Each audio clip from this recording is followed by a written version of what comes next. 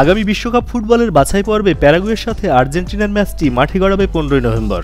কিন্তু এরই মধ্যে এই ম্যাচকে ঘিরে শুরু হয়েছে বিতর্ক।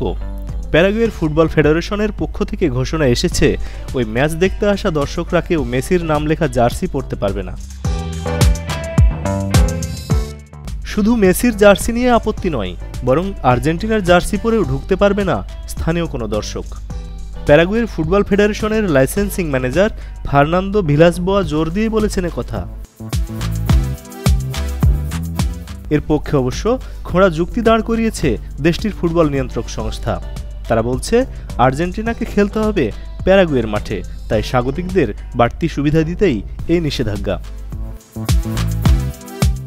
তাদের ফুটবল ফেডারেশনের নির্দেশ, প্যারাগুয়ের জার্সি না পরে কেউ যদি বিপক্ষ দলের প্লেয়ারের নাম লেখা জার্সি পরে খেলা দেখতে আসে, তাহলে তাকে মাঠেই ঢুকতে দেওয়া হবে না।